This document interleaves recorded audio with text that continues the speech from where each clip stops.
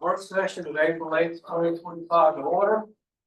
I want to welcome everyone and thanks for all turning out this evening. Those of you that don't know, work sessions are an opportunity for council to receive information and discuss some items of interest to the city. We do not vote in work session, nor do we take any items upstairs at 7 o'clock. Public comment will be welcomed after the presentations and discussion items by council. We will open it up for public comment after that. So with that, I'm going to move down the agenda to the employee new hire recognition. Nate?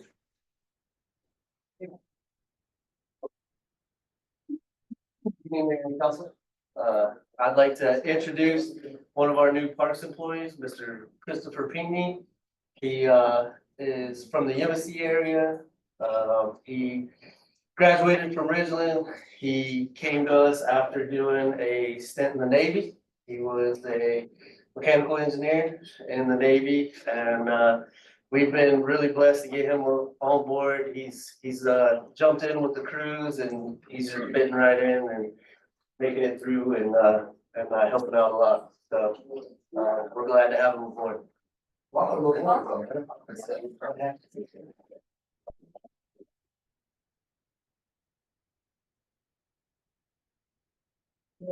on the agenda is interviews with applicants, boards, commission, and committees. We have a couple of applicants. I'd like to have Joanne Parrish, if she's here, to come on up. The Tourism Development Advisory Committee, the new applicant. Just have a seat. It's not gonna be that bad. Well, I don't know. I've been working a long time, but I've never interviewed in front of this many people.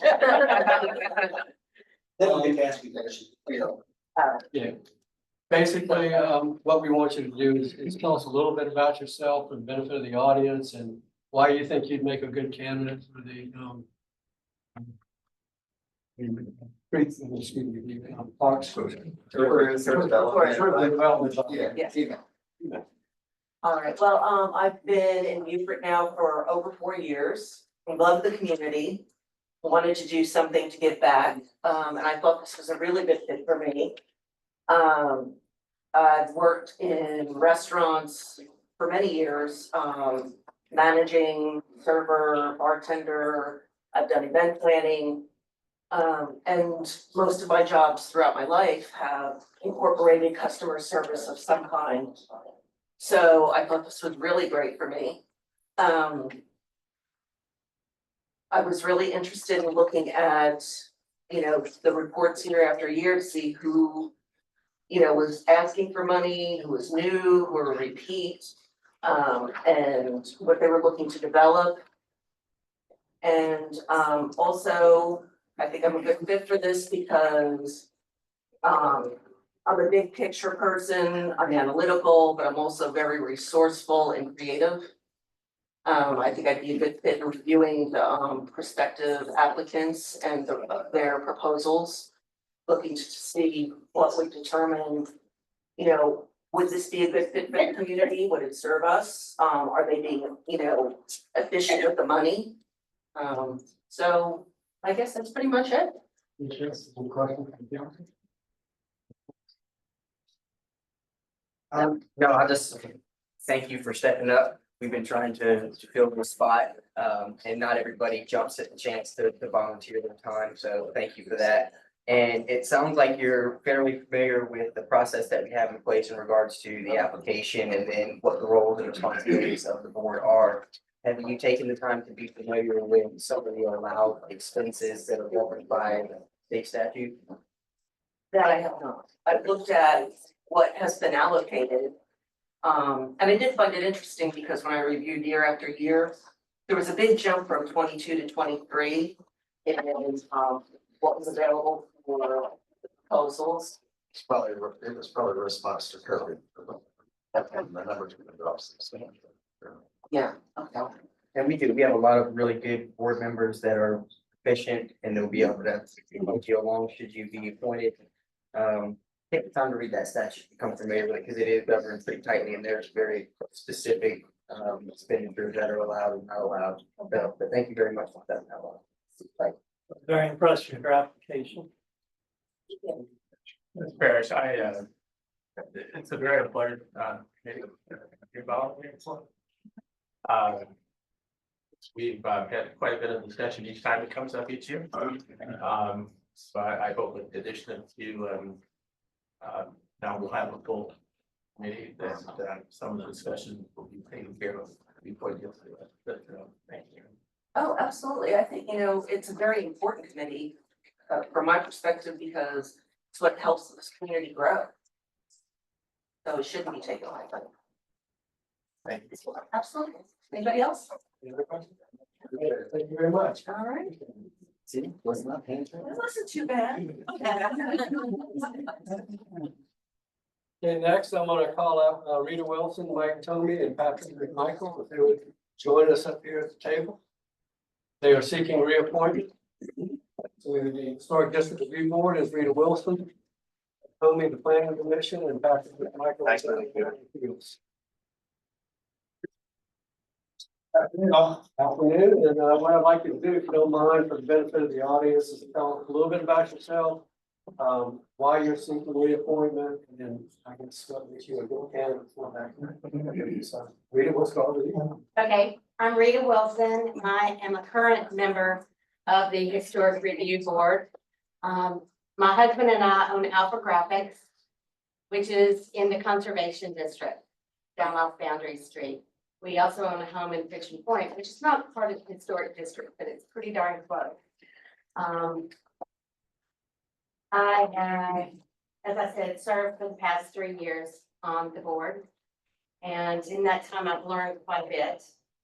I have taken a lot of sessions, attended sessions, taking some classes to familiarize myself more with policies and procedures and making determinations for the district. I think the past 3 years, we have a really good, strong board and we work collaboratively. We've made some great decisions. I don't always agree with all the decisions we make, but that's part of the process. And I respect the opinions of the other board members. And I think we all respect each other's opinions. I think the historic district is extremely important to this city. It is our identification. It brings an economic boom to the city because it brings in the tourism. So that helps businesses like mine grow, businesses like downtown and the downtown area thrive. But it also is, like I said, our identity. And it shows the history and where we've come from. And it shows the diversity of our history. If you look at the northwest quadrant versus Old Commons versus the Point. So I just feel like I've learned a lot. I've enjoyed serving on the board, and I think they all work well with one another and with the Historic Beaufort Foundation. Thank you. Appreciate it. Patrick, you're next. Afternoon all, my name is Patrick McMichael, I've served on the zoning board of appeals for 3 years. We've done some good work, I think, during that time, looking to be reappointed. I grew up on a dirt road in Ladies Island, so I know Beaufort pretty well. Been back here since college. I do residential construction, mostly in the city of Beaufort and the county. I think I'm pretty plugged in with what's going on as far as the ZBOA. I think I do a good job to be reappointed. Nothing really earth shattering beyond that, quite frankly.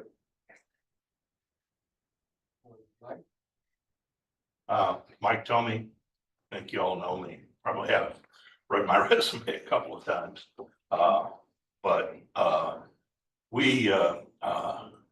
I moved here about 13 years ago. We bought a property here in town, historic property. Took about 3 years to renovate that, and we actually moved in about 10 years ago. I have served as a vice president for a major architecture and design and construction company, one of the largest in the world, for about 30 years before I came here. I have spent about 50 years, which is the course of my architectural registration after I served some military time. And all of those 50 years I have served on planning commissions or something similar to that for all the various jurisdictions that I have been in, just because I think it's, I think we need to give back to the community as professionals. And so I have done that. I'm getting towards the end of the time that I'm going to serve for different communities. For Beaufort specifically, I served for about 6 years with the MPC and the Northern Regional Plan Implementation Committee. I've chaired both of those boards. I've been more recently assigned to serve on the North Regional Transportation Committee. We've had a few meetings, and something that I've been pretty excited about was I spent about 2.5 years with a special committee that incorporated both the city, the county, the town, all together for developing the Ladies Island Village Center and what was going to happen with that.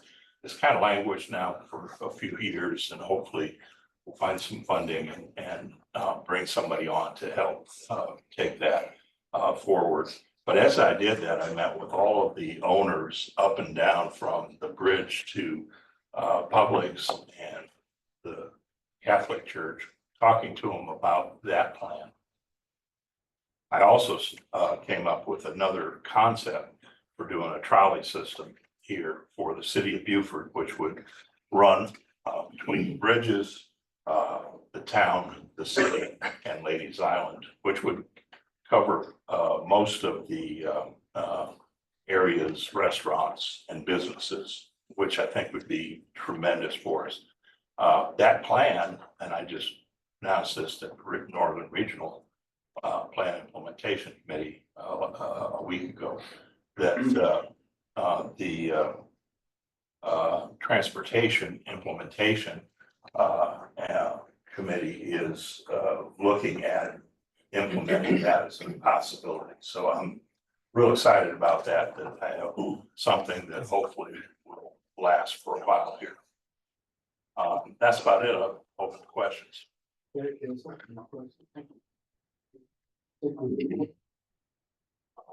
By just saying, thanks for wanting to be reappointed. Maybe the first, well, not so much for Mike, but Rita and Patrick, maybe you didn't know what you were getting into, and now you do. Thank you again for more, so, I'm familiar with what we've done, so I just want to say thank you. Thank you. Also want to say thank you to Rita and Patrick and. Sorry, Mike, Mike, I know Mike, I couldn't get down, I'm sorry, it's got a bit of a cold. Anyway, I just want to say thank you for your willingness to serve and y'all have been doing a great job. Thank you all. Yeah, I'll follow that up with a thank, I'm sorry. No, just like that. Oh, yeah, with a thank you as well. I agree with you, Rita. Been very impressed with the dynamic of the HRB and how you guys really talk things through, ask very good questions. Not always agree with each other, but are always very agreeable and respectful of one another. You guys just reappointed Mike as your chair and Eric as your vice chair. So that, I think, very, very good dynamic. You all work well together, and I'm thankful that each of you have stepped up to be reappointed.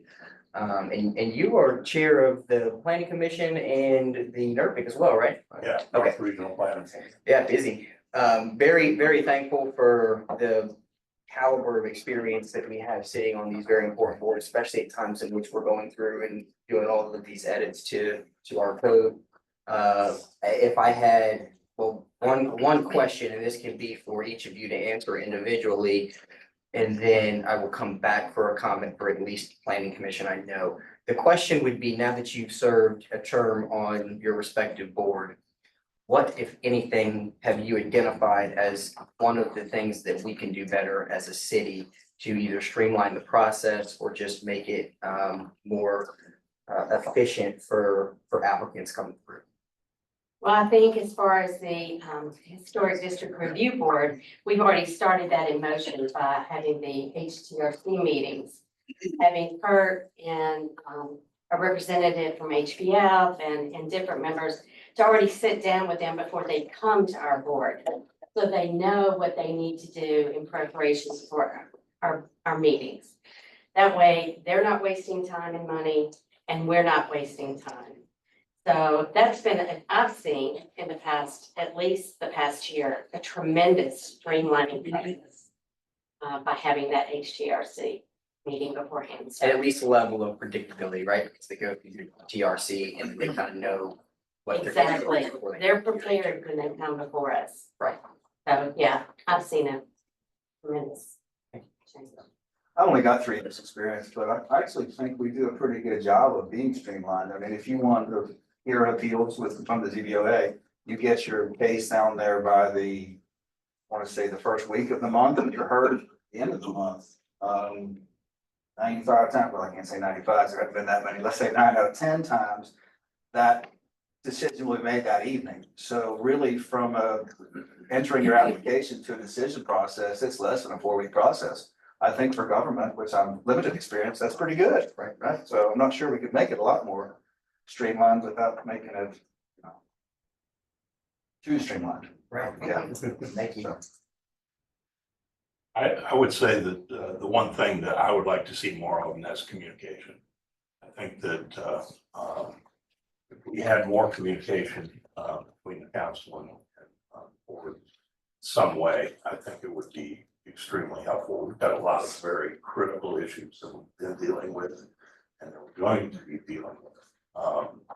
And I think that opening up better lines of communication related to that would be extremely helpful.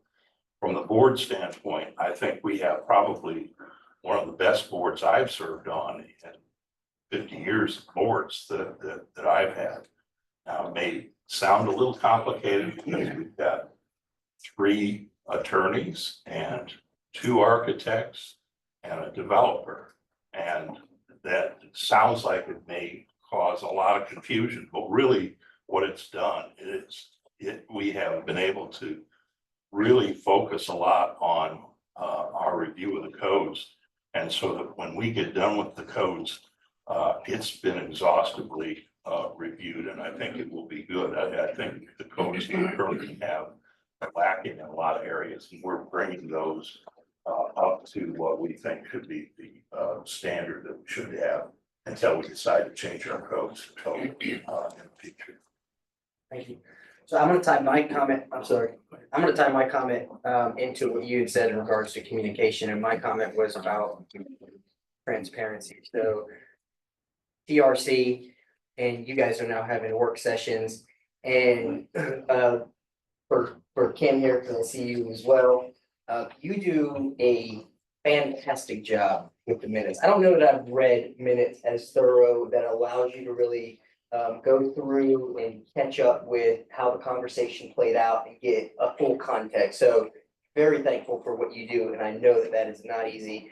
I don't know because I've ever kept minutes, because I haven't, but I just know because of the level of detail looking at it, I'm like, she's putting a lot into this, so thank you for that. I would take this opportunity to advocate for, one, a joint meeting with planning commission, and I'd like the HRB as well.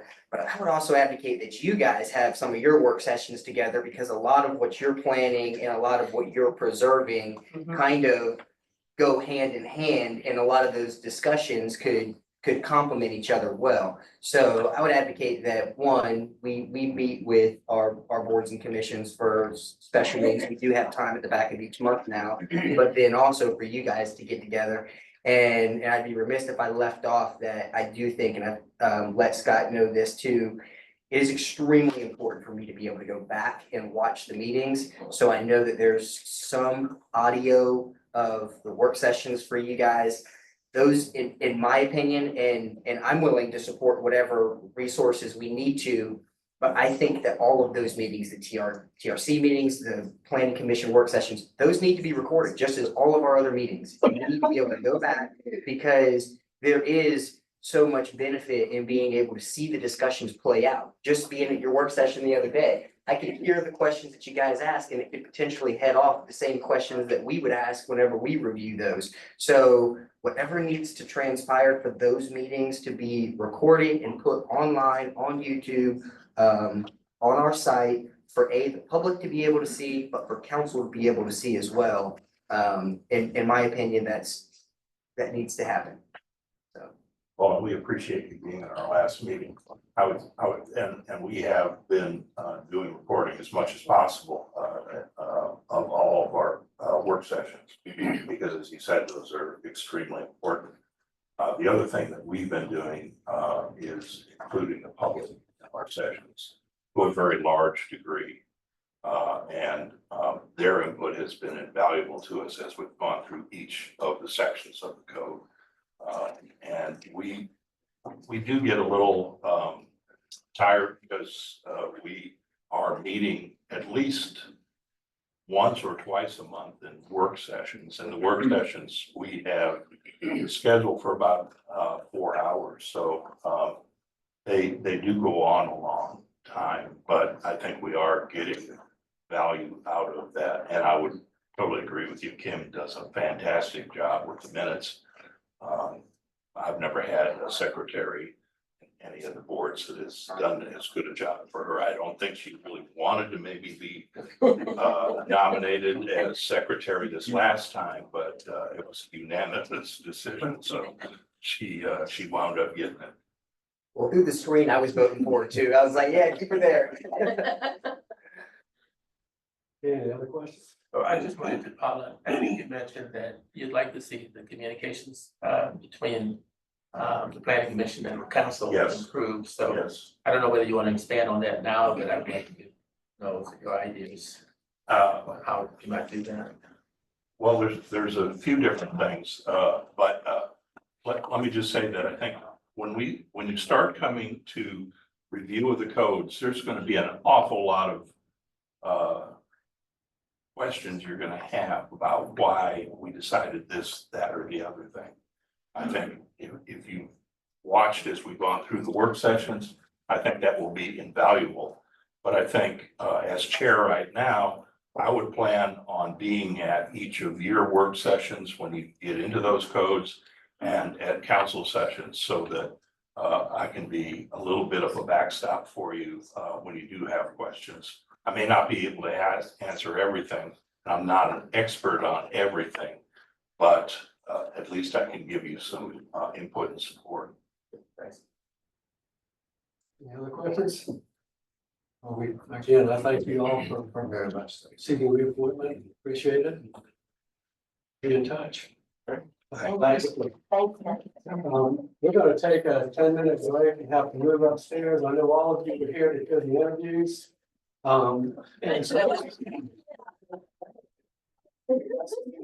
we're gonna have to move upstairs because we've been notified there are too many people in the room from the fire safety standpoint, so we will take a 10-minute break and.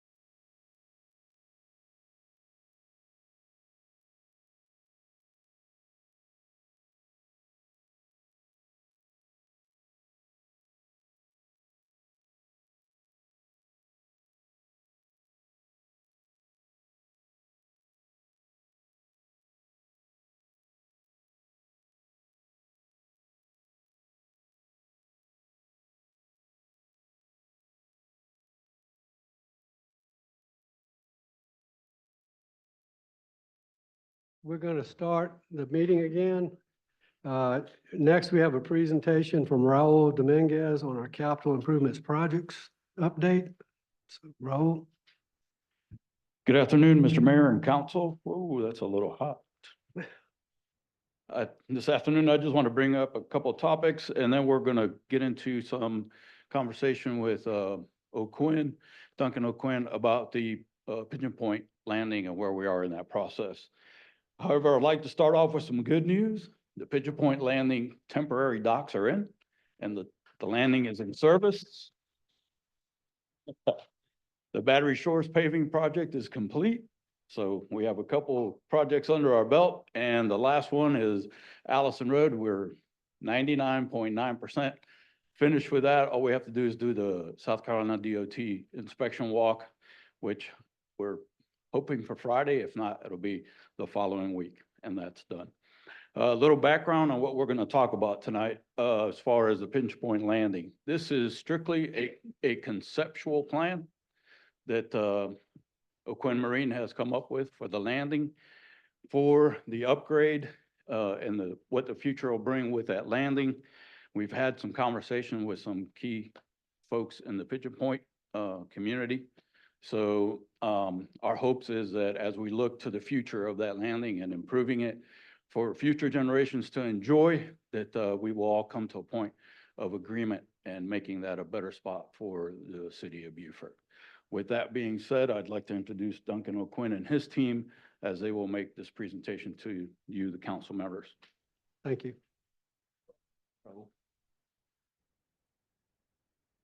Mayor, council, thank you for the opportunity to help the city of Beaufort design and permit and construct a new and improved Pigeon Point boat landing. My name's Duncan O'Quinn, like Raul just introduced me, with O'Quinn Marine, and I'd like to introduce my staff is J.W. Weatherford, my son Robbie O'Quinn, and Nancy. From Davis and Floyd is Steve Andrews and Chris Bates. And from McSweeney Engineer is David McSweeney. That's the team we put together to get this done for y'all. We started this project in December of 2024 and have come a long way so far. The citizen survey conducted by the city, this big thing here, in 2024 has been our guide through this entire process, along with the city staff giving us guidance from their perspective. We have prioritized and combined the desired improvements by the citizens and council recommendation, and they are as follows. We found that 64 to 36 and 36% considered overall site conditions very important. This includes safety, views of the river, and the landscaping. 44% considered water access, courtesy dock, boat ramp, and a kayak float to be important. Parking improvements were the highest on the list of 69%. This would include safety, which overlaps with the overall site conditions, which would also include the maneuverability and the view. Lighting and security were 48%, and last was fishing and shrimping at 26%. These items have where we have focused and come up with the design and how to improve the area. To date, these are accomplishments that we have gotten through January, February, March, and into April here. We've done the topographical, a bathymetric, and a boundary survey. All have been completed. The soils engineering is complete. This report will give us an understanding of the soil conditions, seasonal water tables, the ability to design a bulkhead around the entire site. And additionally, a boundary survey was performed due to an ownership issue that came up with the two parks. As you know, you have Niels Christensen Park and you have the Roger Pinckney Park. The Niels Christensen Park had a tax ID number. So we were tasked to complete a new plat, and that new plat has been deeded and recorded with Beaufort County. We've had two planning sessions with Blair Williams. He's the manager of critical area permitting and his staff with the Department of Environmental Services Bureau of the Coastal Management. Critical lines have been established on the plats and approved by BCM. With the help of BCM, We've been able to establish locations for the bulkheads and the dock structures that meet the state requirements. This includes a larger courtesy dock in addition to the dock in the creek next to the Roger Pinckney Park. Additionally, we are permitting riprap further to the east and to the west that extend from the bulkhead along the park area. There is erosion in this area, and during our discovery period and all of our surveying work, we found a stormwater bubbler and this erosion. So we're going to continue out of what was the original scope, doing this permitting also. It's easy enough now to just do the permitting. The existing parking lot, the conditions are very poor. And you can see by these pictures, everyone, the one at the bottom right, that shows, that's a rack of marsh grass. These pictures were taken in November when we had some storm tides and some higher spring tides. And during these tide cycles, it comes up all the way on top of the wheel stops. You can also see above that picture at the top right, how the water comes completely over the boat ramp at that end. One of the reasons that we built the temporary dock the way it is and how high it is, we've got to ramp up to it. I don't know if everyone's seen that, but it ramps up to it. That's the elevation that we would like to and intend to bring the whole site up to. So that gives everybody a visual so they can see that. So again, we recommended raising the elevation to 8.75. Now this will tie into the existing elevation behind the live oak trees. Can somebody flip that for me? Oh, no, the top left, see where the trash cans are? If you come back about 20 feet, 25 feet, that's 8.75. Elevation fools people sometimes, so you really got to understand that we're raising, that's how much that whole area slopes down towards the river. So we're just making it level, coming back behind the oak trees and taking that elevation and making it level all the way out. So bringing this elevation up, this will allow us to use an underground storm retention system. It will allow the removal of this existing retention hole that's there in the center of the parking lot. And by doing this, we can enlarge the turning radius and make it safer for vehicles with trailers. This, along with bulkheads on the outside, we will be able to straighten and designate the parking lanes for boaters' vehicles and handicap boaters and just vehicles going down to enjoy the view. This addresses our first priorities from the survey of overall site conditions. Around the live oaks, it could be landscape, install picnic tables, trash receptacles, and the flow of traffic into and around the landing is larger and smoother and safer. The improvements to the boat ramp and floating courtesy dock will consist of lengthening the boat ramp 25 feet past mean low water. Right now, the end of the boat ramp at a 0.0 mean low water is only about 4 feet. So a boat trailer at mean low water, if he backs down too far, he can fall off the end of the ramp. And you fall off there, if anybody's ever done that, you tear a boat trailer. So we would extend that further out. That would allow up to, a larger vessel and with a larger trailer to be able to come to retrieve their boat.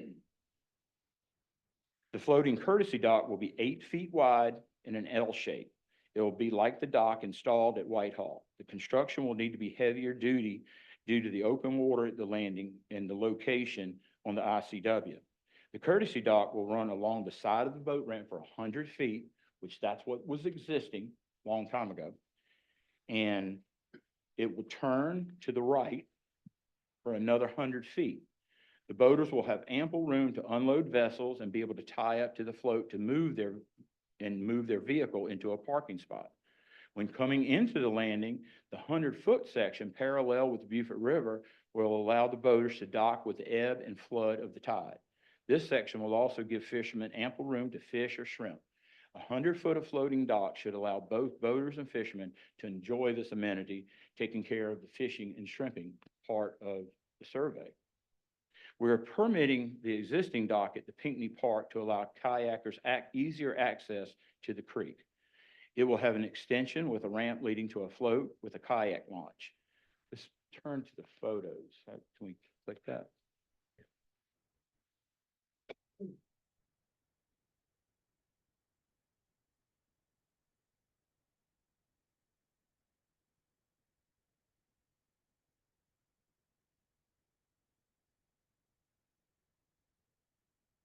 Go back. Yeah, that too.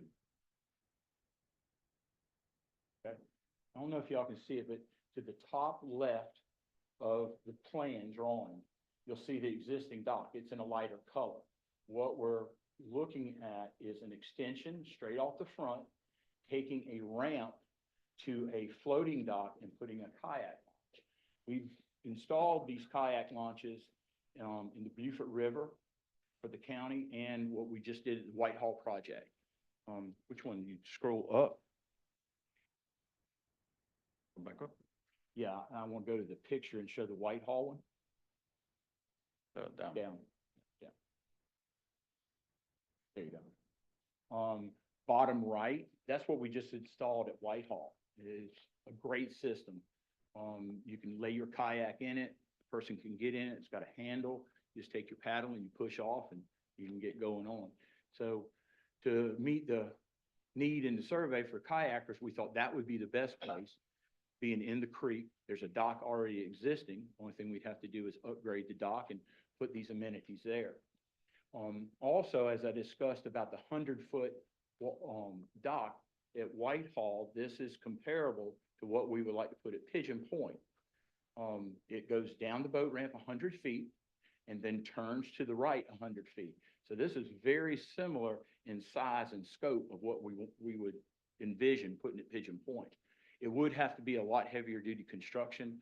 The piles are going to have to be heavier to hold from mainly the northwest winds we have there. We have a huge fetch that comes all the way down that river. So we'll have to really beef that float up and make it strong enough to hold up. And also it's in the ICW. There's a lot of boat traffic that goes back and forth. And it's not really the small boats as much as it is the big boats. Another priority was the lighting and safety and security. This time, there's 3 existing lights. You might want to just stay up here with me. I got y'all.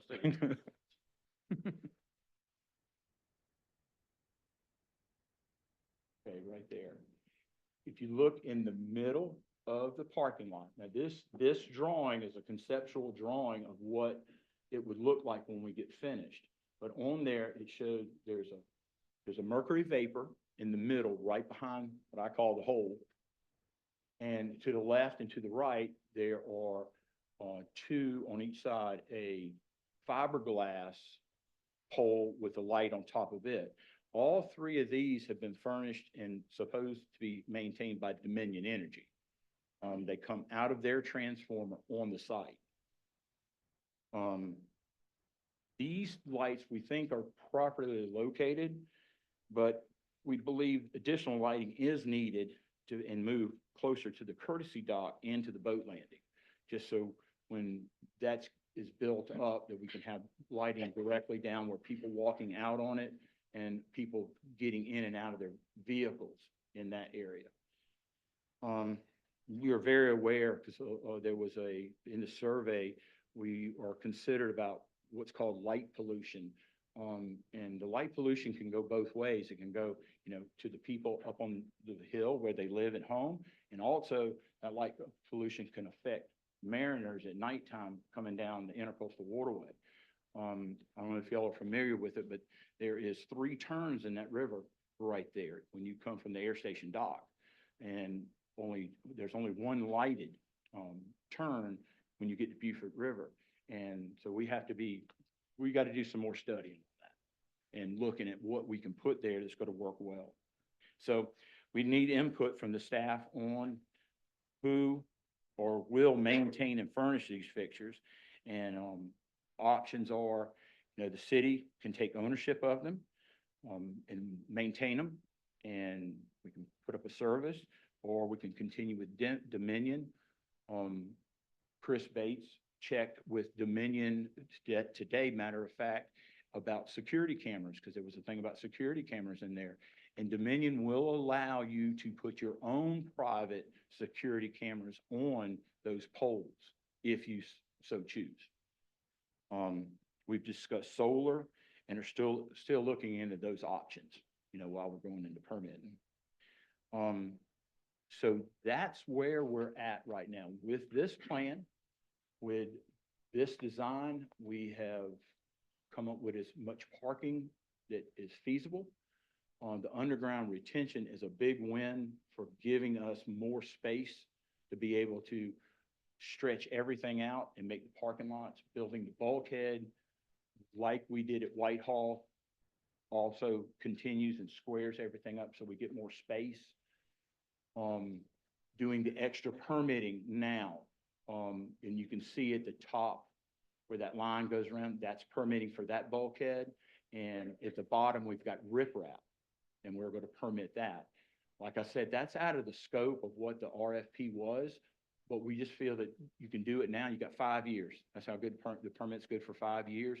So in the future, money available, you're able to do something like that to maintain those live oaks on the creek side. Thank you for your attention, and I'll open it up to any questions from myself or my team. Any questions from council?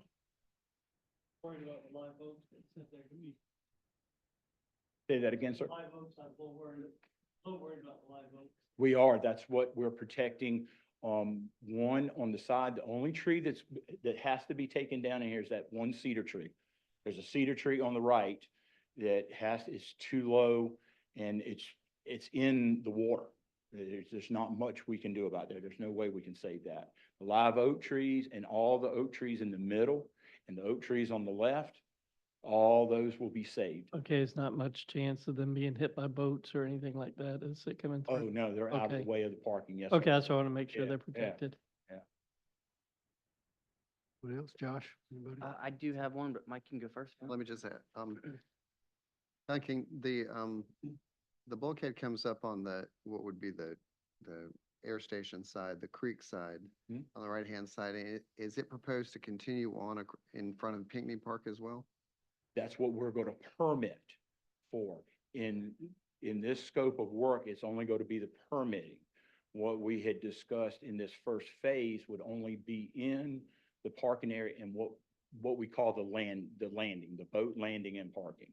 So the termination of it at this point would be about where the dotted line is, Yes, sir. landing Yeah, improvements? exactly where the dotted line is. That was a good place to terminate it because we were able to go a little bit channelward past the BCM critical line right there. And there's a big oak tree right there, and we can turn it right behind it. The elevation of the dock itself at the end, because when the improvements were done to so the elevations on the dock itself at the float on the end and so forth, when the improvements were done about 20 years ago, the creek at Pigeon Point was affected by the extended dock. So how much further will this take it out? Because Pinckney Creek is impacted by the curvature of that going into that creek. A little bit, but what we're not going to increase the size of the boat ramp nor the width. Only thing it's going to be is underneath the water is going to make it longer. Well, We're bringing it up, but what we have is that neck. It's kind of it's in the middle. The blessing is that it's 35 feet. We have about 35 feet that's flat in that neck that has nothing to do with the boat landing area. So we're going to be able to utilize that to get our slope to raise it up to that 8.75 feet. So Mhm. we'll be able to take that same slope that we have at the existing boat landing, that won't change. And it'll run straight into the water. We'll just add on to the end of it. That's it. Go down, maybe to the next page real quick.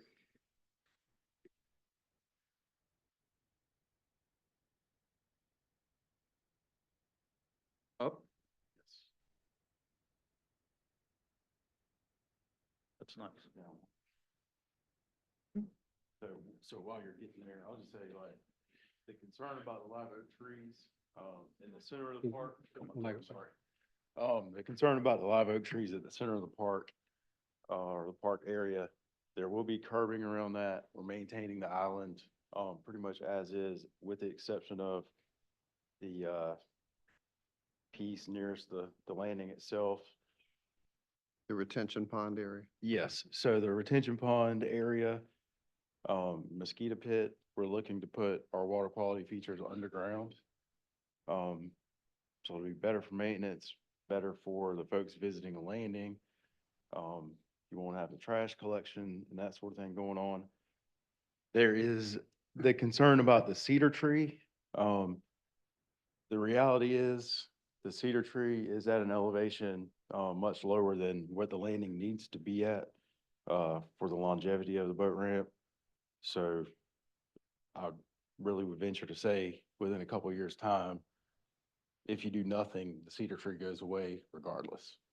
So let's do something to protect the rest of this boat ramp. Okay, you can skip ahead to the next one so we can talk a little bit about elevations, if you don't mind. Yes. So to answer the question about going out further with the dock, we're not going out further with the dock. We're pretty much making that 90-degree turn at the location of the existing pilings. So that doesn't go out any further. Like Duncan mentioned, the ramp does need to extend 25 or 30 feet out further than it does now. And we do have the benefit of that neck that he's talking about. So if you're looking at the plan here on the left-hand side, the top of the ramp, you can see us bringing the elevation up roughly 3 or 4 feet. It's not 3 or 4 feet across the site. We do have that wedge. It kind of tapers back. But because we have that neck, we're able to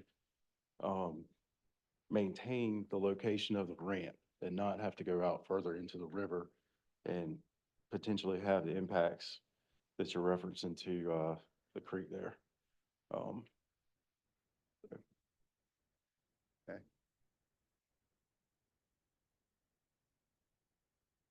Does that help with the elevation?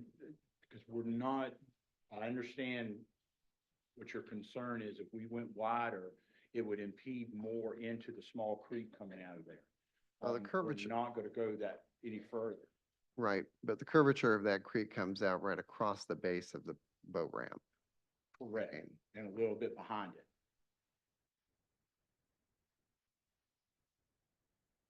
Thank you.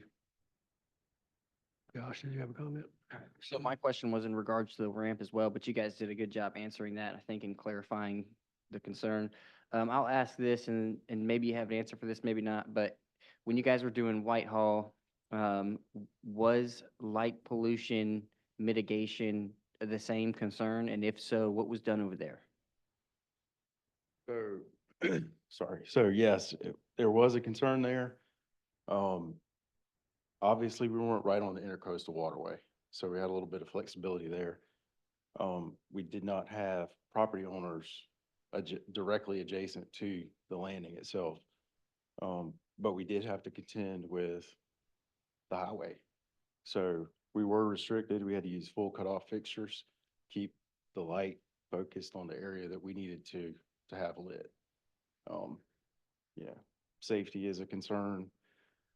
There are a lot of things that go on down there that I'm sure not a whole lot of people are thrilled about, and lighting is one way that we can, combat some of that. So, and on that note, it kind of ties into the survey results and the concern about parking. We don't want additional parking. We're not putting additional parking in. We're just making the parking that is there more functional. I've visited this landing since I was, 14 or 15 years old. I'm guilty of pulling over those wheel stops. What does that lead to? More erosion, the cedar tree. I mean, it's a bad combination. So we can make it more functional. And tying that back to safety, we've got an area, you can't read the writing on the plan, but up near the head of the ramp, we have an area that we've designated as first responder staging area. So hopefully encourage law enforcement, EMS, park here. And I think that, if I were up to no good and I show up and I see that sign, it would give me pause as to what I was about to partake in, so. When you say you're not putting in more parking, you're just making the parking more functional, could that be interpreted as accommodating more cars, more boats, trailers, et cetera? So I think if you, and maybe if we just go back to first pictures there. So, all right, so if you see the picture on the bottom right, you can see those wheel stops are misplaced. Folks have driven over them. The result is, and we've got the erosion. So you got a combination of things going on that have resulted in these shorter spaces that just really can't accommodate the boat trailers that are, or the boats that want to put in at the landing. So we have proposed to extend out a little bit, and let me, it's visible here. So there's some light shading on the plan. If you're looking, say, bottom of the plan, you see the two dark triangles along the base of the bulkhead. Those would be proposed. Or, oh yeah, that's a great idea. So in this area here, you can see the light shading. That's the limit of the parking today, or the top of bank. So when we say we're expanding this, I mean, we're not talking about just blowing it out. Like we just need to make it a little bit longer so it can accommodate what it's intended for. It's not the number of spaces, it's the depth Yeah, of each space. I see. And so with the shorter depth that you have today, what you end up with is people come in, they don't park like they're supposed to. They block off that whole bay of parking. And so now what do you have? A landing that maybe 2-3 folks Thank you. use. Any other questions, comments? What's the proposed surface? Asphalt. No, not permeable, nothing. That's something we can look at. That's why we're here. This is conceptual and, looking to get y'all's feedback and what you would like it to be. Again, Councilman McPhee, although it is asphalt, the proposed BMP to capture the water and take it underground is of great effect of helping the drainage in the area. If we continue with, I believe if we continued with anything else, and we continue to struggle with the fact of the erosion, the fact of the wear and tear, the holes, and stuff like that, where this will be a more permanent, longer solution. Absolutely. So right now you have the retention pond that's there. You're really not getting any benefit out of it, because it's not functioning like it was originally designed for. With the higher tides, it's regularly coming over and into that retention pond. So right now we are looking at conventional asphalt, but I would say with additional water quality features to meet today's standards. So we do have that going, or we do have that in mind. And then those areas, it's a little tough to see, but here at the head of that island and also that first responder staging area, we are proposing pavers in those areas. So Pavers in the area where the potential fire truck's gonna be? Yeah, sure. The heaviest not, equipment. not a fire Fire truck, truck. but I will say that they can accommodate those loads. But I do not envision a fire truck pulling up there. That was more intended for law enforcement, maybe some EMS. It's one of the short trucks. Yes, and so, well, not that, but we've been down there and we've seen the fire trucks try to navigate that turn, and it's just not possible right now. It's a 3-point turn at best for them, and so that's one of the reasons why we're proposing that landscape island to be a paved surface. We don't want to encourage folks to go then park on that, and I'm speaking specifically about this area here. So trying to discourage that, but still allow for the maneuverability. So what is the thought behind, and okay, if it's not for fire trucks, I understand that, so it doesn't necessarily need to be able to support the load, because while in theory, it may be able to, I think longevity, it's not gonna be able to, but it doesn't look like it's the right shape for that, nor do I think it's the most efficient use of that space for a fire truck to park there. But what is the justification for the pavers there at the front, aside from maybe just aesthetically breaking it up as something different so that people don't just park there? Sure. So you've got a combination of things. One, like you said, aesthetically, it gives it a different look. Tries to discourage folks from parking there. We need the hard surface there, so we have a location for trash receptacles.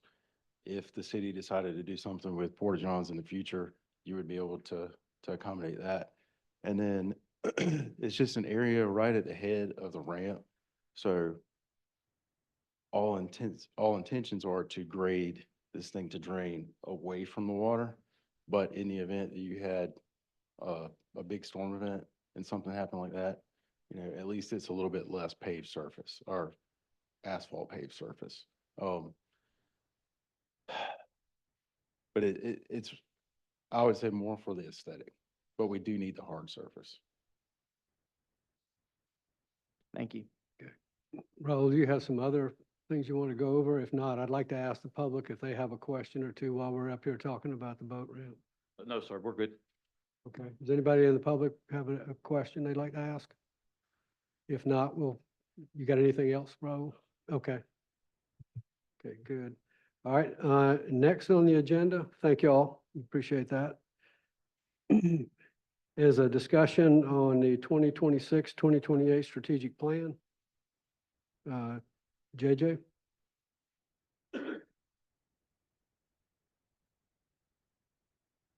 628.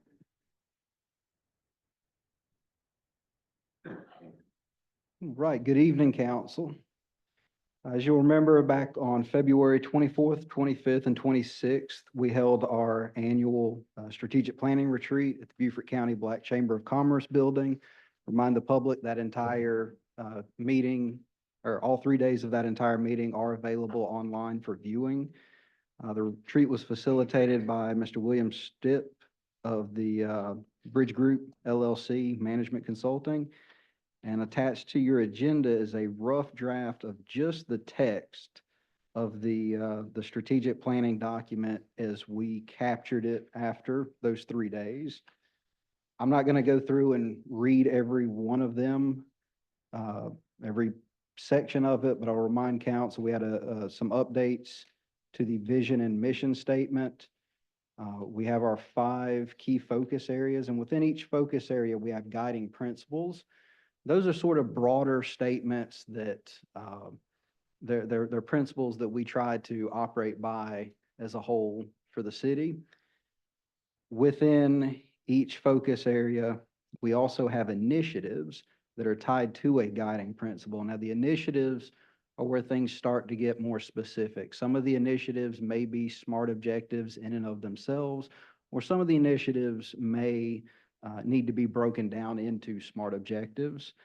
But in each section, for the initiatives, you have the initiative listed, whether it's new or legacy, the guiding principle that it ties back to, the primary department that will be responsible for carrying out that initiative, and the fiscal year in which we plan to start that initiative. Some of the initiatives that are listed as legacy, you will notice, are a little different in language than what was in the previously published strategic plan. Those changes are to make most of them a little more compact and measurable for staff. And those were provided to council in a table that we went through on, I believe, day 2 of the retreat.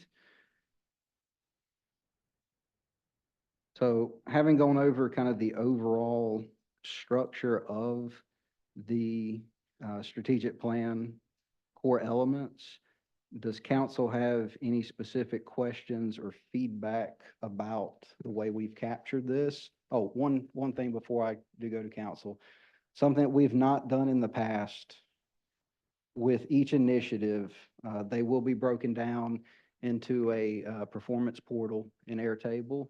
Some of that is already available online. You can see the strategic plans, the initiatives, key focus areas, guiding principles.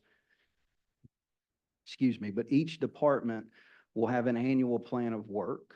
And at the beginning of each fiscal year, that's how we will begin our staff meetings with these initiatives based on who they've been assigned to. And we'll be checking in each month. These initiatives will be guiding a majority of the day-to-day work that the city staff is engaging in over the next couple of years during this strategic period. And again, that'll be an internal portal that will be keeping track of things, but the public will also be able to track us on that. So you'll be able to see, what fiscal year we're starting on something and then where we are on that. If each initiative has SMART objectives that need to be broken down into it to accomplish that, you'll be able to see what those are and who's responsible for those. Some initiatives may have a primary department, but they'll have a secondary or a tertiary department that will also be involved in some manner or shape of getting it done. But that's a new part to the strategic planning process that we have not done in the past, that we're in the process of bringing online and should go live with this new fiscal year. Okay, any questions from council? Yes. All right, so first of all, thank you. I think this is laid out very well. It's easy to digest, and it's right in line with what we discussed in the strategic plan.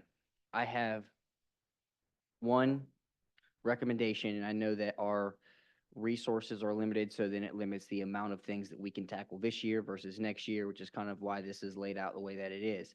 So with that in mind, and I know that this is again what we discussed, so I'm just trying to see if there's still an opportunity for us to maybe rearrange some of these priorities.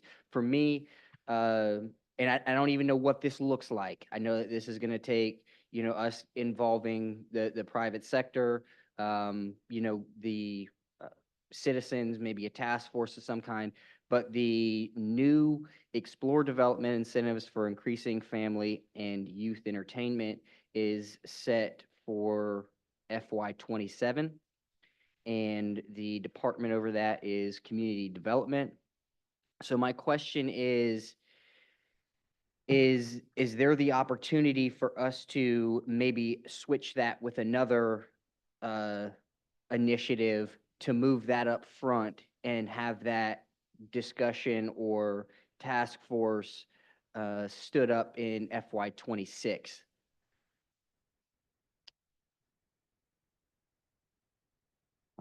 Yeah, council, we can always work to go ahead and begin. Again, these are not the fiscal years that they're going to be completed in. So if it's a more complex initiative where it's something that we probably will be putting a task force together, we have a lot of moving parts, we can change the beginning year to go ahead and get that ball rolling. And that's kind of my point here, is I think that this is one of those more complex ones, so it may take 2 years or more. So to move that up front, you could, we have the legacy of develop a cost benefit assessment for annexation request, or several others that are headed up by the community development as well for '26 that maybe could swap places with that. So at least we could get that discussion rolling, or get that task force stood up and start those conversations to maybe evolve it into, maybe it takes, like I said, a couple of years, but to have that conversation now, I think would be beneficial, and it's definitely a need. Yeah, I don't think we need to necessarily swap something. I will remind council that a lot of these legacy initiatives, they're in progress already. They're things that we've been working on. One of the things we wanted to do to bring them to a conclusion was to make them a little more specific this year, and that was the reason for those changes. So a lot of these legacy initiatives will ideally be completed in fiscal year '26, or hopefully rather quickly in the fiscal year '26. So if council wants to move that priority on Guiding Principle 1.5, explore development incentives for increasing family and youth entertainment to this upcoming fiscal year. I mean, I think we can accommodate that. Just understand that it's not going to be completed in that year, but we can go ahead and get started on the initiative and start tracking that progress. I'd like to see it get started also. Councilman, some of those dates are in there because they drive the budget process, but to get started on that particular initiative is a pretty negligible impact on budget. So I'm confident we can just move it to 26 for a start. Okay, thank you. Thank you. Yeah, Scott's always focused on the practical aspects there. Yeah. Good. So, I mean, if that's council's will, we're happy to change that to fiscal year 26. And I'll remind council that we would be bringing a finalized document along these lines to council in May, June at the latest, to adopt by resolution, and then we would publish a more formal document once that's completed, just like we did for the previous strategic planning document. Yes, sir, Councilman Mitchell. As I was reviewing this in my study, I was struggling with my memory, my memory, I should say. Yes, sir. Collective memory of the wording affordable livability in the vision statement. Could you refresh my memory on how we arrived at those two words? I know there was a lot of discussion about what we were wanting to accomplish there. And I don't believe we came in council, and any other staff, feel free to jump in here. I don't believe we came to a hard definition of affordable livability, but in the spirit of the conversation and the operations of the city over the past year and moving forward, I believe we're looking at, workforce level housing, and just cost of living in general, anything that we can do to influence the available resources within the market here. And, we're kind of limited as a local government in how much we can influence that, but having that lofty goal, that's one of those things that may be broken down into more specific SMART objectives. We may be able to identify some specific projects that we want to engage in that will help or hopefully help with affordable housing and with, improving livability within the community. And we try to achieve those, and we set those as our benchmarks for how we're going to define success. And that may be something in 2 years. We say we completed these things, but we still want to focus on making things more affordable and more livable in the community. We identify new things to go, and that may bump up into more of a guiding principle than initiatives, if that makes sense. As I remember the conversation, if this helps, Councilman, we had in there affordable housing prior, and the intent of the conversation was to broaden that to recognize that the cost of living needs to be affordable, and it goes beyond just the housing in general. So that's how I remember the conversation. Yeah, that's correct. Yeah. Well, that helps. But my rationale in the question is that, the vision statement should be readily, I think, understood without any, we should strive to make it as readily understandable, for the citizens as they read it. I mean, it should be, I had questions about it, and I was sitting in the room the whole time trying to come back and remember what it was about. Yeah. So I'm just wondering whether, staff or council would think about that in terms of, can we make it clearer, simpler, so that when the citizens read it, it's immediately understood. Did you have a recommendation on what would clear that up?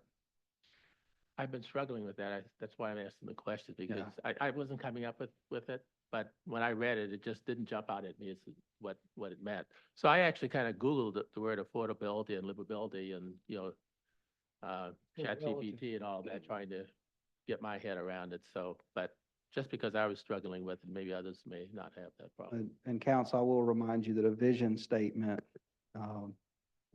by its very nature is often a lofty view of where we want to be. So if we have terms that aren't as readily definable within the vision statement, that we can clarify through guiding principles and initiatives, I think it doesn't make it a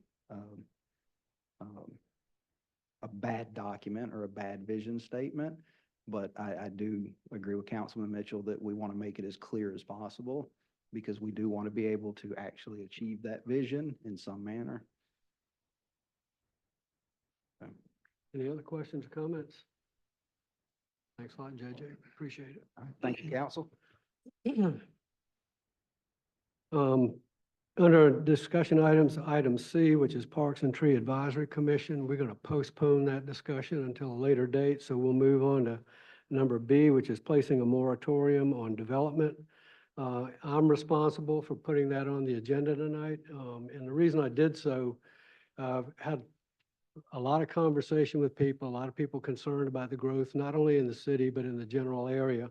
And I think it's an important, necessary conversation that we need to have about, in my opinion, placing a temporary moratorium on new large-scale development within the city. And the reason I want to do that is to give our planning commission a little breathing room so they can finish up the code updates that we need to put in place. Now, I'm thinking of a 6-month moratorium. I don't think we need more than that. Maybe I'll be told by the planning commission that they may need more time. I don't know. But this would only affect new development and those projects that are not already vested or with permits and so forth. And I wanted to open that up for a discussion among council, whether we need to do a moratorium or not, if you think it's necessary. But I would like to get a little staff input before we have a further discussion. Anything that Scott, you or JJ or Ben, anybody? Well, we have Ben here who can answer procedural questions as it pertains to the statutes that cover moratoriums. But one of the things that I want to throw out first is that a moratorium will not affect any development agreement that is already in place between the city and a property owner or a developer. And so anything that is currently being discussed now as being in development that is related to or driven by a planned unit development, a PUD, or a development agreement, or a combination of those two, is not subject to the moratorium on development. Another thing that I would ask council to consider is, if you are considering a moratorium, consider which type of developments you want to put it on. Is it just, is it all development? Is it just multifamily development? Is it multifamily and single family? Is it also commercial? Does it exclude commercial? So you need to consider all those factors when you discuss it. Yeah, I was bringing up the large scale, talking about large multifamily developments and maybe large commercial thing like shopping centers and things like that. So council, any? Really no thoughts? place for them to go. Everything's, I don't know where they put them. Maybe so, but I was just doing this mainly to allow for our planning commission to get caught up, because they are, I know our planning commission chairman is here, so I don't know if you wanted to say a few words or anything about where y'all are in the process. You want to have council talk about? We can, or we can have him come up and make us, where they are in terms of their progress, because I'm kind of hinging this on their getting through the update to our code. Well, and I think as it relates to the discussion, Chapter 7 and Chapter 9 are probably going to be the most relevant, and those have received a clear copy and are sitting with Ben out. I think, is Kurt in the room? Okay. You made a comment at the last planning commission meeting in February that the thought would be that council would have the clean copy of the code edits for those 2 chapters probably within the next 2 months, which here we are in April. So I would imagine that we would see that from Ben in a version that we could digest and have at least first reading on by next month. So that's kind of where my thought is I'm like, if we have this discussion in a work session tonight in regards to a moratorium, by the time that we have 2 readings on it, it really doesn't make sense, because next month there's a strong potential that we're at least going to see the code edits for Chapter 7 and Chapter 9. And I know that for myself personally, some of the major concerns that I had in regards to development centered around the traffic impact analysis and the fact that perhaps even though our current code requires you to go a half a mile out, it doesn't take into consideration developments that have been proposed but not permitted. And that is the exact change that the Planning Commission has made in that regard, is to include development that has been proposed or PUDs, but hasn't gone through the permitting process. So I think they're doing a really good job with the edits that they're making in that regard to being more clear in regards to what the impact is going to be in regards to infrastructure and roadways, traffic, and things that I think brought about some of these concerns with development. So, but I guess council can have the conversation after comments from Planning Commission. Anyone else want to comment? I just want to make sure I understood you, Josh, that you're suggesting that we postpone until we have those changes in hand and have a chance to read it and understand it. Well, I'll just finish my comments. I mean, I was just going to say that, you know, what the Planning Commission is doing, they are done with those two chapters. And so the next step is for us to see that in first reading. I think that the changes that they're making are addressing a lot of the concerns that we had in regards to traffic, but I do feel like there would be no value if a moratorium is going to not cover PUDs. There's going to be no value, because the reality is we could have those code edits past the second reading before we could have a moratorium stood up. So if you were going to have a moratorium for 6 months, you're going to have the code edits in place by then. And while some could maybe argue that there would be value in us understanding the code edits that come out and having time to adjust to them, the reality is the Planning Commission is going to be the one that needs to adjust to that, because they're approving, denying, or requesting changes to any development that comes down the pipe, and they're the ones that wrote the edits. So even though we sent our recommendations, watching their meetings, they have gone into great detail, way farther than what our recommendations were, especially related to chapter 7 and chapters 9, and now starting in 5. So if I may want to tie into that or add to it, I'll just say a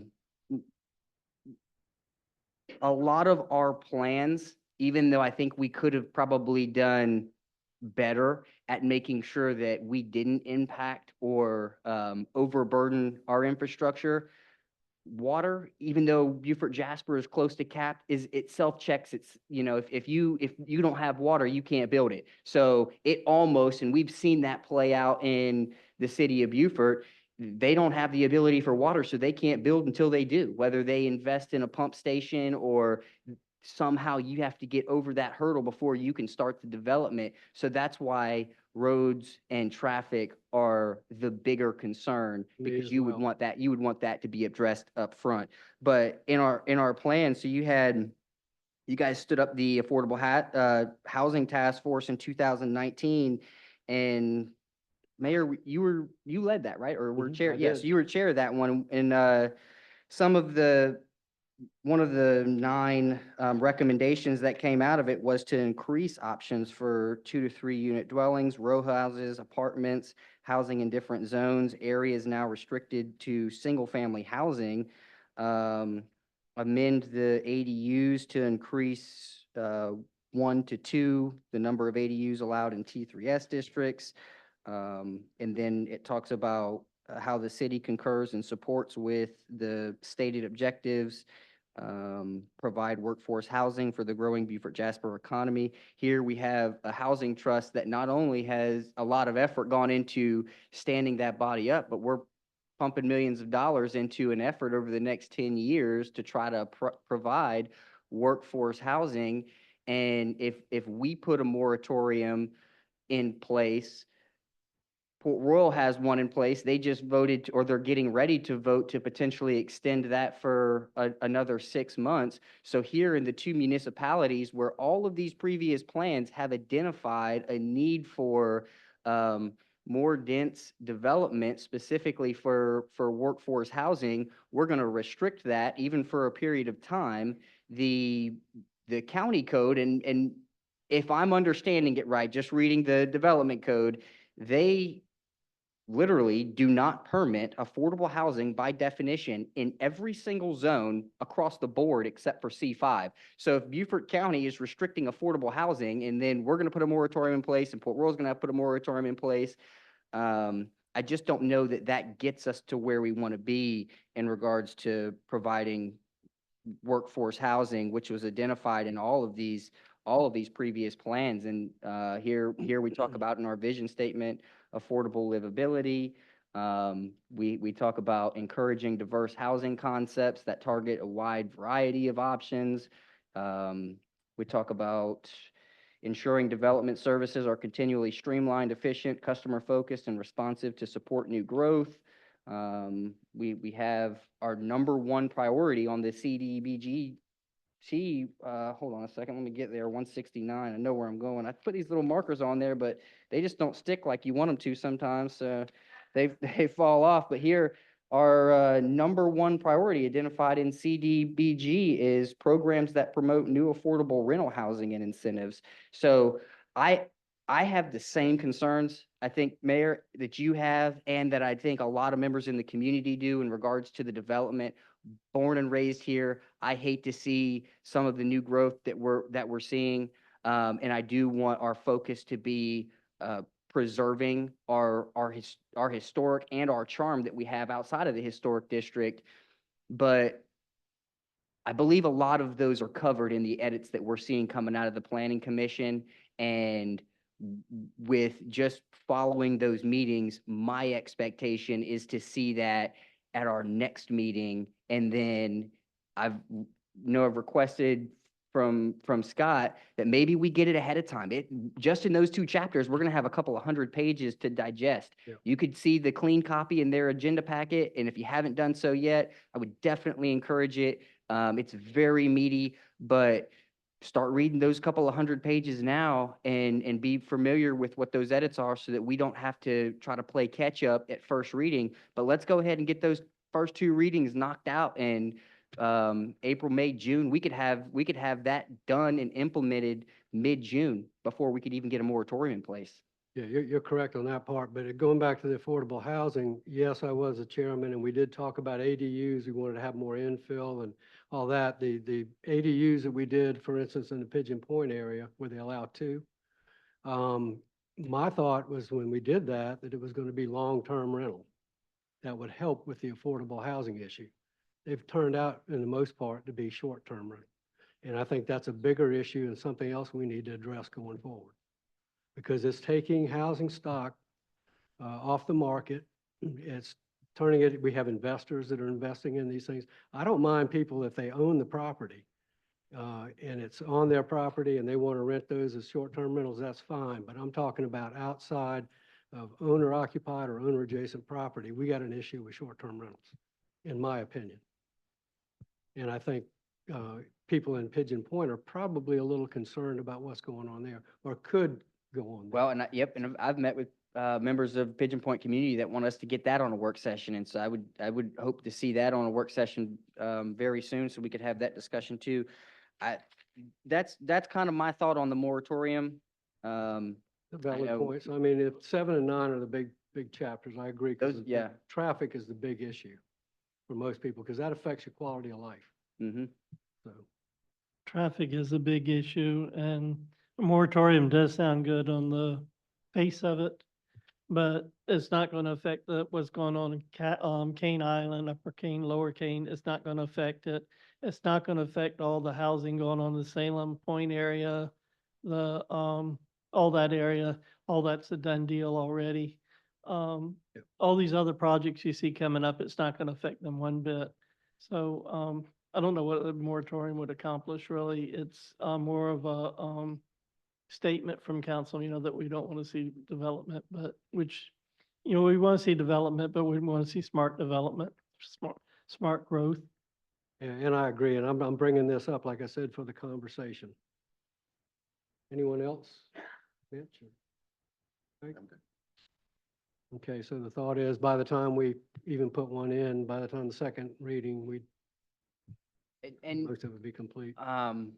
Mike, maybe you can clear some things up if I'm wrong on that, but just like I said, watching you guys meeting, it looks like we're gonna see those code edits for 7 and 9 next month. And we could even call a special, it's been long enough, we could even call a special meeting. I would favor a special meeting to where maybe we I can would get too, to before get it then, if so going. long as that worked for Ben.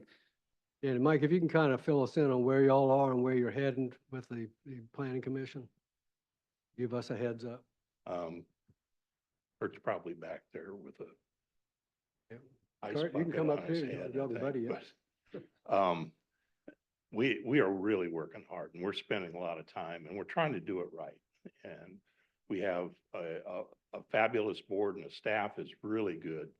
And that, actually, the staff has really helped us a lot more in the last couple of months by the way we process through things.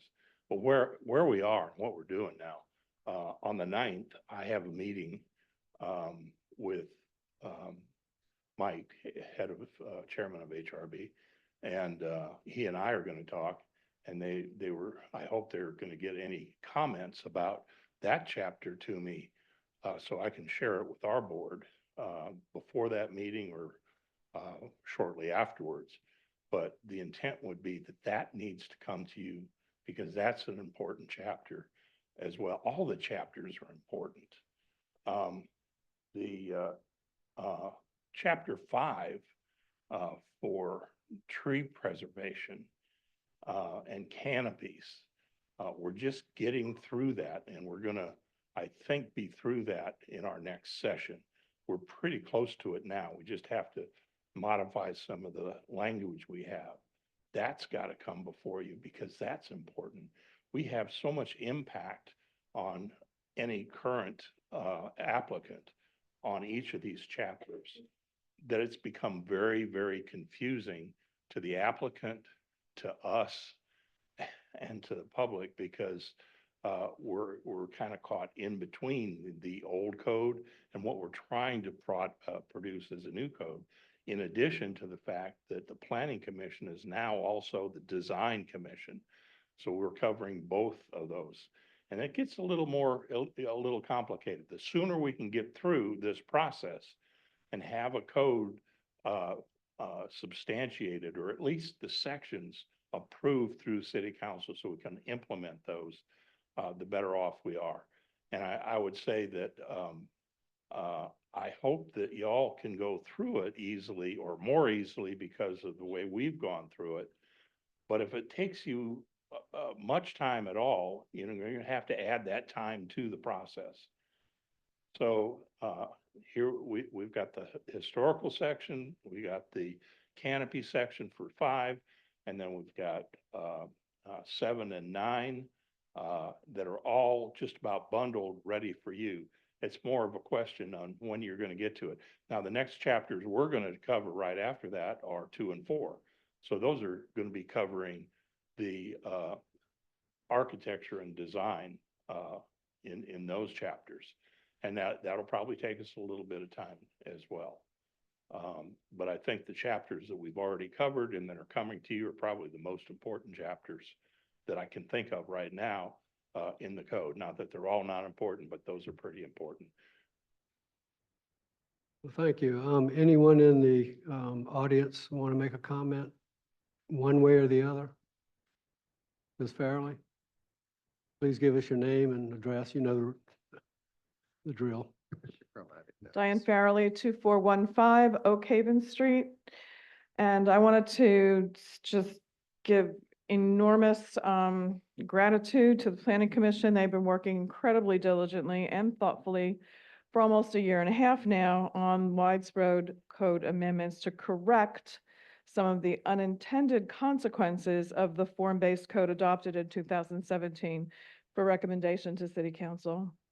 In the meantime, development projects continue to be constructed with the same consequences, even though they are known to be the result of following the current code. Some of what you've said in terms of, being able to look at it in a month or two. I believe you've had the chapter on the historic district for a while. It's not that it just comes to you. First, it has to go through legal, and there's the whole process there until it comes to you, and then you have to look at all of that. The different sections of the code refer to other sections of the code, so it's not as simple as just saying, well, get it to us and we'll pass it. If that were true, I would be dancing in the aisles on the tables and whatever. I just want you to take all of this into consideration as you deliberate on a moratorium. Thank you. Thank you. Anyone else? Well, come on now. Good evening, Lisa Sunderla, Stuart Beaufort Foundation. Excuse my stuffed up nose. These allergies are driving me crazy. I too want to give kudos to the Planning Commission, and they have done a remarkable job and jumping in and learning at the same time as they were going about it. So definitely want to recognize, and we've got Kimberly McFan here as well as Mike Tomey. There may be some other Planning Commission members here, but they definitely need to be recognized. So congratulations on their appointments because they've done a tremendous job. I agree with what Diane just said, that you're talking about two critical chapters, and specifically Chapter 9 with regard from our interests with the historic district, certificate of appropriateness, development guidelines and the like. But one of the key items which has been out there, and the Planning Commission has submitted their recommendations, as had the Historic District Review Board a couple of years ago, is the demolition ordinance. And I want us to, as we go through this process, let's try to make that a priority, because once again, as we look at our downtown streetscape and landscape, since 2002, we've lost more than 30 proper buildings within that time frame, the majority of them contributing properties, and that's unfortunate. And listening today to the interviews for the various different boards and commissions, I think Rita Wilson, said it so clearly. That is our identity, that is our history, and we need to do everything we can to help and to maintain it. And one quick question about whether I should comment here. Are we going to have a chance to comment on the strategic plan as well, or is that going to be at a different date? Talking about that was just presented to Yes. us. I think we'll have an opportunity again because we're going to adopt it. So Okay, so that would be another time. I would, All well, I don't know. It would be appropriate. No. You can make it now. Yeah, We don't- you can speak. Yeah, we can speak now if you want Present to. our Oh, meeting. good. Okay, thank you. I appreciate that. One of the key points that I noticed, and there were several in there that are going to be huge projects and have huge impacts within our community. But to clarify specifically under a safer, I think the first one, which is a safe and vibrant community, one of the items talks specifically to moving forward with a municipal program for grants and repair program. And I just wanted to clarify that we're talking about the same thing that we've been talking about for the last couple of years, because the names keep changing as to what that means. And as y'all recall, back a year ago, January, the mayor started a planning group to get together to see if we could come up with solutions to assist with properties within the Northwest Quadrant and the Old Commons area specifically that were on the city's informal internal list of vacant and dilapidated properties. And at the request of the city manager, HBF worked with city staff and some private citizens, and we spent about 5 months surveying properties throughout those districts, specifically 28 properties that we looked at, that we assessed, and that we came up with recommendations for and what conditions were. That report was submitted in June of 2024.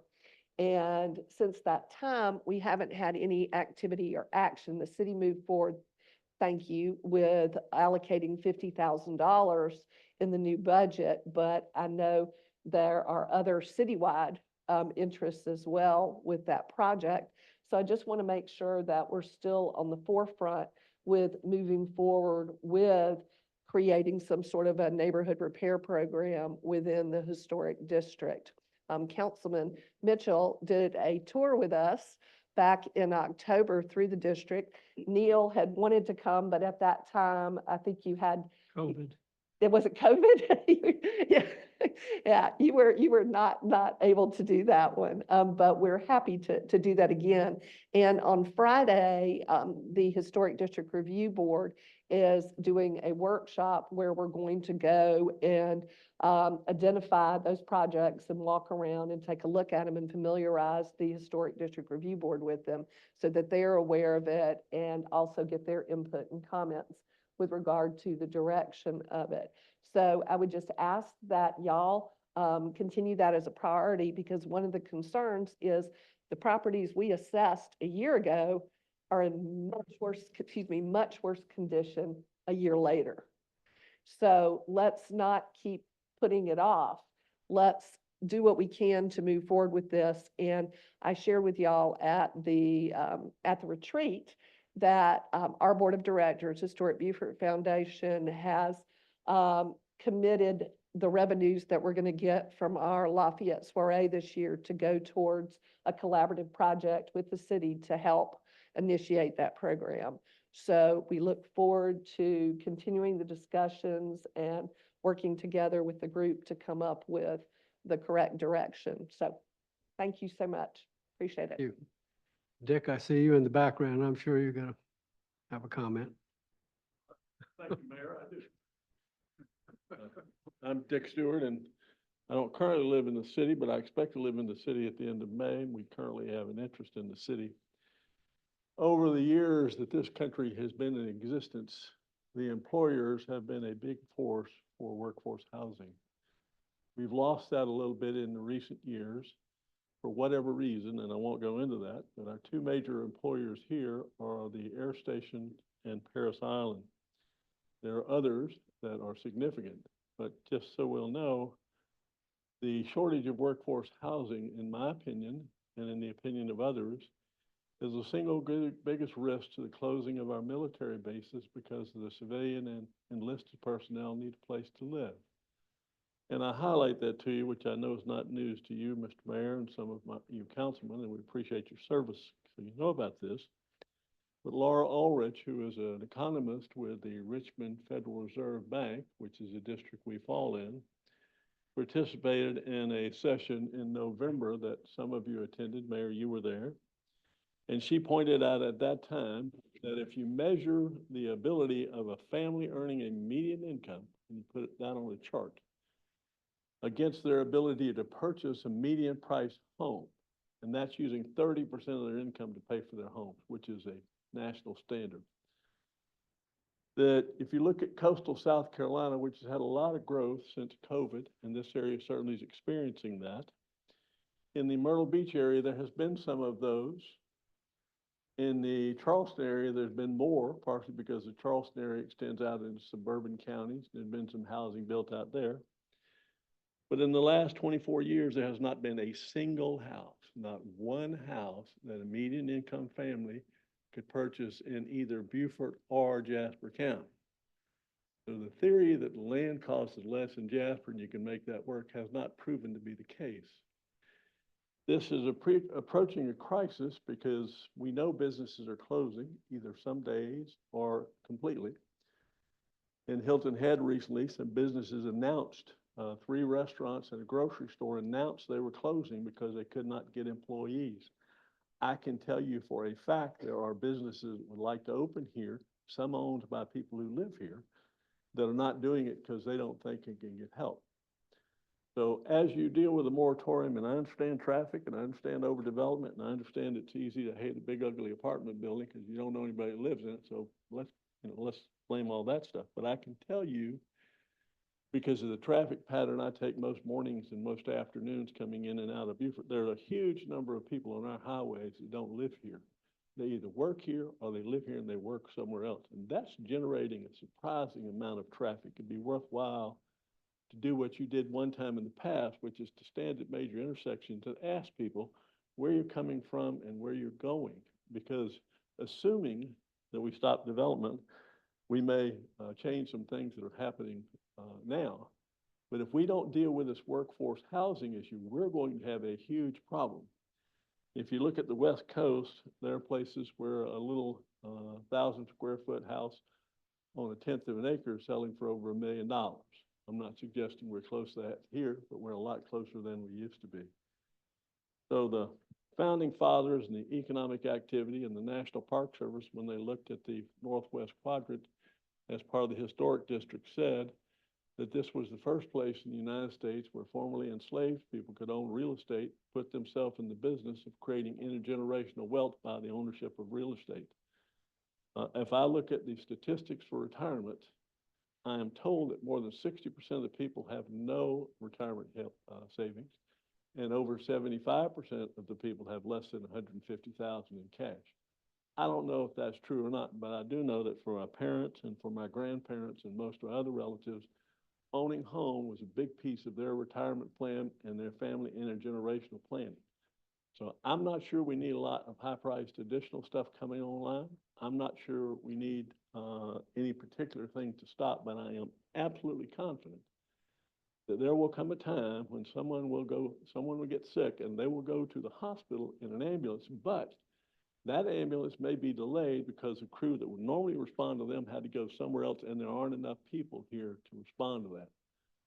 There will be a time when you will arrive at a medical center and you will wait long enough that someone there is going to suffer significant impairment or death because they can't get medical attention in time. And if we don't do something about this community, those deaths and those impairments and those shortages are on our hands.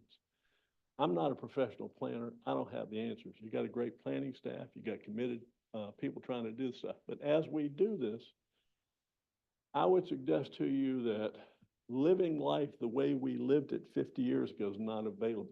Living life, I picked that up because that's when I graduated high school, in case you wonder. Living that the way it was 20 years ago is not feasible. But if we're going to have workers, if we're going to have economic activity, but more importantly, public safety and other stuff to support the requirements of the people who live here now, those people have to have some place to live. Mr. Mayor, you mentioned short-term rentals. There is no question a significant number of workforce housing units here and in other portions of this county have been converted to short-term rentals. I'm not begrudging those people their property and what they're doing with it. I'm simply saying that we have to have employees to fulfill the services, whether it's law enforcement, healthcare, or whatever the case may be. I am told stories about people that when they call to get their air conditioner fixed and they're told how long it will take for someone to get there, they're beginning to ask, well, if I double the payment, will they come sooner? That's not a good picture. That's not a good picture for the guy that can't double the payments because he's going to be hot, he's going to be miserable. So I don't know what the solution is, but I know we got professionals here, you got professionals, and apparently got really great minutes of all the activity going on, thanks to Canada. So let's find a solution to a problem before the problem demands a crisis type solution. Thank you for your time. Thank you. Mr. Tedder, can you be quick? We have a meeting that starts in 10 minutes. I promise to be 20 times faster than Mr. Stewart. Okay. David Tedder, I'm a resident of Ladies Island, but I own property in the city of Beaufort, and I've practiced law here for 40 some odd years. I've done several low-income housing tax credit projects here. I have a very fine-grained comment, and it has to do with your exceptions if you're going to have a moratorium, and that is for these smaller projects that qualify for what we call the QAP in South Carolina, the Qualified Allocation Plan, the 9% tax credit program. Every year they come out with a different program. Our low country hasn't been blessed in the last couple of years by those at all. We can thank our legislators in the State House for doing that. We're trying to get it fixed. But I did pull up after seeing the moratorium in here, I pulled up to 2025 QAP, which has the scoring mechanisms and the requirements for those. They're not large projects, which is what I'm getting to. If you're going to have a moratorium on large scale projects, a good starting point is to look at what the QAP calls Large project that is allowable for a group A county, which Beaufort is in, you have to have at least 40 affordable units and no more than 80. So that is not a large-scale 300-unit project out there. But in this month's International Municipal Lawyer, there happens to be a 4-page article I'll share with Mr. Coppage on the challenges of the QAP program and how the municipalities and local governments, counties are having to step up to fund some of the gaps out there. But the most important thing is the length of time it takes to run one of these projects through to get it. We're doing it now for next year. So if you have a moratorium, you have to take into account that 6 months off that thing puts us into 2027 if you're not careful of being able to just even apply for one of those programs. So very fine-grained point that I wanted to make, and thank you for the time. Thank you. Okay, we're just about ready to start our 7 o'clock meeting. Oh, Mr. Ivy, okay. I'll be quick. Conway Ivy, 501 King Street. I believe there are 3 important reasons why a moratorium on development for a specific time period makes sense. 1, we should have agreement on the Beaufort Code before proceeding with the development. You commented it might be done in 2 months. Those things kind of get delayed.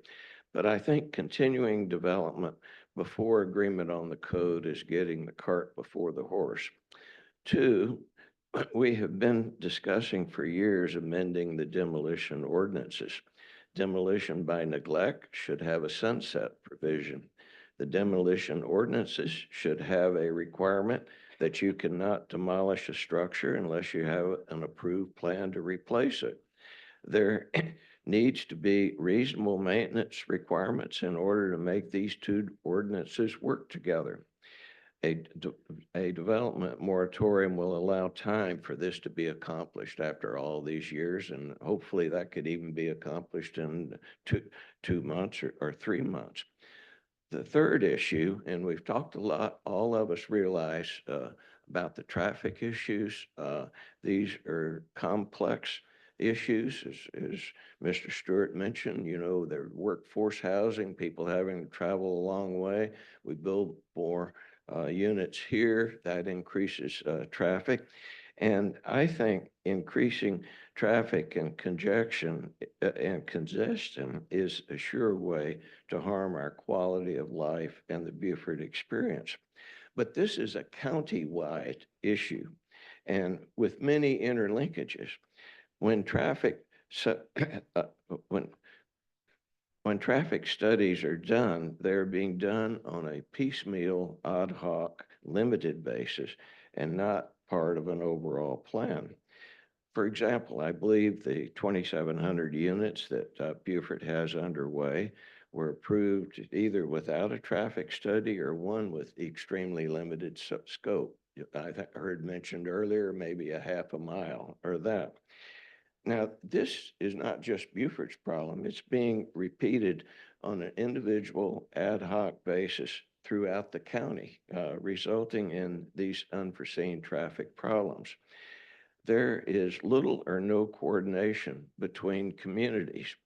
We need to have a county-wide traffic study plan. I have spoken with a county council member who agrees with that. However, the county does not have the money for such a study, which would cost over $1 million. Beaufort, Port Royal, Bluffton, Hardyville, Hilton Head should pool their resources with the county to get this study done, which will provide a framework for evaluating development projects in the future. A development moratorium will provide the time to get this important task done, or at least started. And I think Beaufort should lead the coordination of this effort with the county council to have a overall county-wide traffic study. And even if you only have a moratorium, this would take more than 6 months, obviously. If you only had a moratorium for 6 months, you really need to get this started, because this will inform all of projects throughout.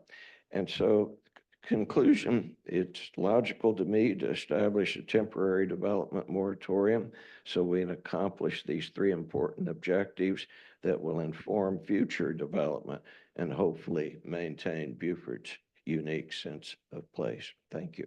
Thank you, Mr. Ivy. We're just about ready to start our 7 o'clock meeting. I do want to take a 5-minute break. I would hope all of you will stick around for the rest of the entertainment this evening, and if not, this is your opportunity.